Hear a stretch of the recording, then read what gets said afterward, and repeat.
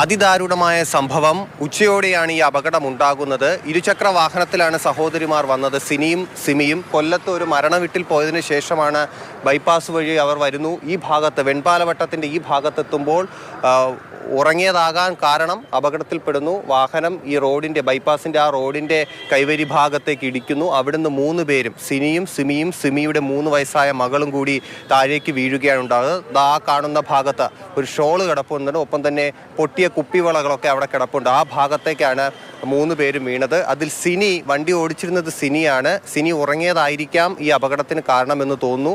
സിനി വീണത് ആ ഓടയിലാണ്. മറ്റു 2 പേരും, കുട്ടിയും ഒപ്പം തന്നെ സിമിയും വീണിരിക്കുന്നത് റോഡിന്റെ ഭാഗത്താണ്. ഇതിന്റെ CCTV ദൃശ്യങ്ങൾ സമീപത്തുള്ള കടയിൽ നിന്നാണ് നമുക്ക് ലഭ്യമായത്. അദ്ദേഹം ഈ CCTV ദൃശ്യങ്ങൾ, നമ്മൾ ഇപ്പോൾ കാണിക്കുന്ന ദൃശ്യങ്ങൾ എടുത്ത കടയുടെ ഉടമ നമ്മോടൊപ്പം ചേരുന്നു. ചേട്ടൻ്റെ പേരെന്തായിരുന്നു? എൻ്റെ പേര് സുൽക്കർ എന്നാണ്. സുൽക്കർ പറയും. ചേട്ടാ, എന്താണ് സംഭവിച്ചത്? നിങ്ങൾ കണ്ടത്? ഞങ്ങൾ കണ്ടത് ഇവിടെ 3 പേര്, അതൊരു ചെറിയ കുട്ടിയും 2 ലേഡീസും കൂടി വേഗത്തിൽ വന്നിട്ട് അവർക്ക് ബാലൻസ് തെറ്റിയതാണ് എന്നാണ് തോന്നുന്നത്. കാരണം നമുക്ക് ദൃശ്യത്തിൽ വേറെ പുറകു നിന്ന് വണ്ടികളൊന്നും ഇല്ല.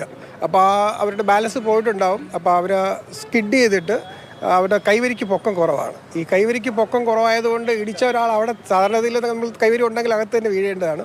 പക്ഷേ കൈവരിക്ക് പൊക്കം കുറവായതുകൊണ്ട്, ഇവിടെ നല്ല ഹൈറ്റുള്ള സ്ഥലമാണ്, പൊക്കം കുറവായതുകൊണ്ട് അവർ നേരെ ഉയർന്ന് താഴെ വീഴുകയാണ്. അപ്പോൾ താഴെ അൺഫോർച്ചുനേറ്റ്ലി ഇവിടെ ഓട സ്ലാബ് ഇട്ടിടാത്തതുകൊണ്ട്, സ്ലാബ് ഉണ്ടായിരുന്നെങ്കിൽ കുറച്ചുകൂടി റോഡിന് വീതി ഉണ്ടായിരുന്നേനെ. പക്ഷേ ഞങ്ങൾക്ക് ഇവിടെ ഒരുപാട് അപകടങ്ങളുള്ള സ്ഥലമാണ് പൊതുവെ താഴെ. കാരണം വരുന്ന വണ്ടികൾ ഒരു സൈഡ് കൊടുക്കുമ്പം ഓടയിൽ ഇറങ്ങിപ്പോകും. പിന്നെ നമ്മളെല്ലാവരും കൂടി ചെന്ന് ഉയർത്തിയിട്ടാണ് വണ്ടി മുകളിലോട്ട് ലിഫ്റ്റ് ചെയ്ത് വെക്കുക. അങ്ങനെ പ്രശ്നം. അപ്പോൾ ഇതിൽ ഓടിച്ചു വന്ന സ്ത്രീ അവർ നേരെ ആ കുഴിയുടെ അകത്തേക്ക് വീഴുകയും, ഓടയുടെ അകത്തേക്ക് വീഴുകയും, മറ്റൊരാൾ ശരിക്കും ചെറിയ ബോർഡറിൽ തലയിടിച്ച് അപ്പം തന്നെ തല ടോട്ടലി പൊട്ടുകയും ശരിക്കും ബ്ലീഡ് വരികയും ചെയ്യാൻ തോന്നി. കുഞ്ഞ് ആ രണ്ടാമത് വീണ അവരുടെ പുറത്താണ് വീണതുകൊണ്ട്, ഭാഗ്യം കൊണ്ട് അത്ഭുതകരമായിട്ട് പറയാം, അവർക്കൊരു വായിലൂടെ ചെറിയൊരു ബ്ലീഡിങ് മാത്രമേ ഉണ്ടായിരുന്നുള്ളൂ. അപ്പോൾ തന്നെ കുട്ടിയെടുത്ത് കിംസ് ഹോസ്പിറ്റലിൽ എത്തിച്ച് 2-3 പേരെയും എത്തിച്ചു. പിന്നെ അവരെ വീട്ടിലേക്ക് വിളിച്ചു. ആളെ ഐഡൻറ്റിഫൈ ചെയ്ത ശേഷമാണ് നമ്മൾ അവിടത്തേക്ക് മാറ്റിയത്.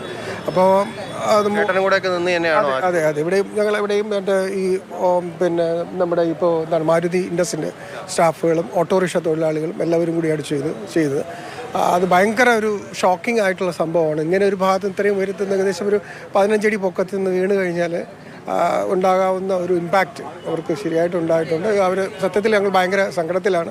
ഈ നാട്ടുകാർ മൊത്തം സങ്കടത്തിലാണ്. ഇങ്ങനൊരു സംഭവം ഇവിടെ ഇനി ഉണ്ടാവാതിരിക്കട്ടെ എന്ന് പ്രാർത്ഥിക്കുന്നു. Thank you. ഈ നടന്ന സംഭവം എങ്ങനെയാണ് സംഭവിച്ചത് എന്നുള്ള കാര്യമാണ് അദ്ദേഹം പറഞ്ഞു തന്നത്. എന്തായാലും ഒരു സങ്കടകരമായ കാര്യം, ഈ അപകടത്തിൽ പരിക്കേറ്റ് 3 പേരെയും ആശുപത്രിയിൽ എത്തിച്ചെങ്കിലും 35 വയസ്സുള്ള സിമി ഇപ്പോൾ മരിച്ചിരിക്കുന്നു എന്നുള്ള വാർത്തയാണ് അറിയുന്നത്. മറ്റ് 2 പേരും, സിമിയുടെ 3 വയസ്സായ മകളും ഒപ്പം തന്നെ സിനിയും ആശുപത്രിയിൽ ചികിത്സയിലാണ്.